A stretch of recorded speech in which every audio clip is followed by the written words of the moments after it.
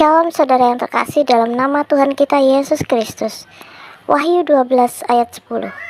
Dan aku mendengar suara yang nyaring di surga berkata, sekarang telah tiba keselamatan dan kuasa dan pemerintahan Allah kita dan kekuasaan Dia yang diurapinya, karena telah dilemparkannya ke bawah pendakwa saudara-saudara kita yang mendakwa mereka siang dan malam di hadapan Allah kita.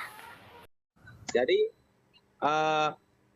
pelajaran yang nomor satu saya dapat dari Israel itu apa?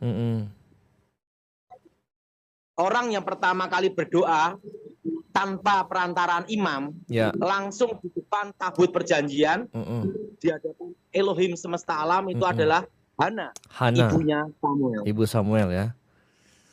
Dan yang kedua ada lagi yang bahkan tiap hari tidur, bahkan sampai dipanggil Tuhan menjadi nabi, ya Samuel. Samuel.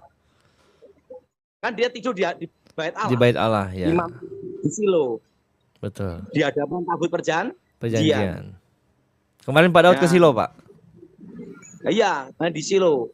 Karena selama 369 tahun kan tabut Allah itu ada di situ. Jadi kita harus ke Israel supaya kita ngelihat hal yang lebih nyata. Itu kalau kita baca Alkitab kan kadang berulang-ulang perlu waktu lama untuk jelas. Betul. Tapi kalau kita di Israel itu langsung begitu lihat faktanya langsung mengerti lebih cepat. Lebih jelas. 10 menit. Alam supranaturalnya gimana Pak di Israel, Pak? Sana saya ngelihat tuh setannya Indonesia sama setannya Israel beda. Oh beda. Apa ya? Kalau setan di sana tuh rata-rata pakai sorban-sorban seperti kayak jubah-jubah gitu.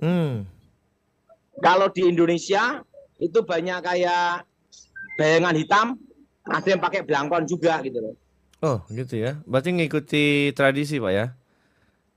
Ya lihat itu semuanya. Ini Abraham, maaf dari saya tanya jawab, sebabnya saya di restoran ini. Oke, baik Pak. Ya oke, Abraham. Ya. Oke, terima kasih Pak Daud. Haleluya. Shalom saudara yang terkasih dalam nama Tuhan kita Yesus Kristus. Mengandalkan Tuhan dan menaruh harapan kepada Tuhan. Yeremia 17 ayat 7-8. Bagaimana caranya sebagai orang percaya kita bisa seperti pohon yang ditanam di tepi air?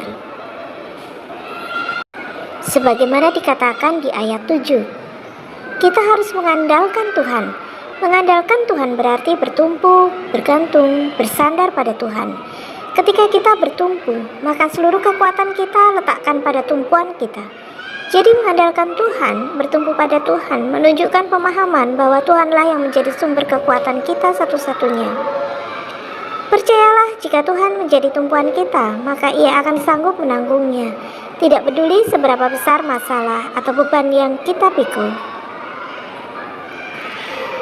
Kita harus menaruh harapan pada Tuhan. Kata menaruh harapan dalam King James Version menggunakan kata trust yang berarti menaruh percaya atau kepercayaan.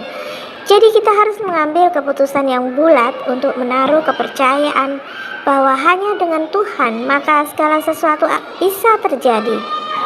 Kita harus mengandalkan Tuhan dulu, bertumpu dulu kepada Tuhan, baru kita bisa menaruh harapan sepenuhnya trust kepada Tuhan. Terkadang kita tahu bahwa Tuhan itu baik dan penyedia kebutuhan kita, tetapi banyak dari kita yang tidak menaruh percaya sepenuhnya kepada Tuhan. Jadi dalam melakukan segala sesuatu, baik rohani maupun jasmani, kita harus menaruh trust kepada Tuhan. Ada dua pelajaran yang harus kita pahami tentang menaruh harapan kepada Tuhan. Pada saat kita menaruh percaya kepada Tuhan, percaya itu harus mengalami ujian. Untuk membuktikan apakah kita benar-benar menaruh percaya sepenuhnya kepada Tuhan atau hanya sekedar percaya yang biasa, maka percaya kita itu harus mengalami ujian. Dalam 1 Korintus 3 ayat 13-15 menegaskan bahwa sekali kelak pekerjaan masing-masing orang akan nampak, yaitu ketika diuji dengan api. Api ini berbicara tentang kesusahan, masalah, gesekan yang terjadi dalam hubungan antar sesama atau jemaat dan lain-lain. Jadi apapun yang terjadi di tahun 2017, 2018, 2019, 2020, 2021, 2022, 2023, dan seterusnya, yang mungkin tidak sesuai dengan harapan kita.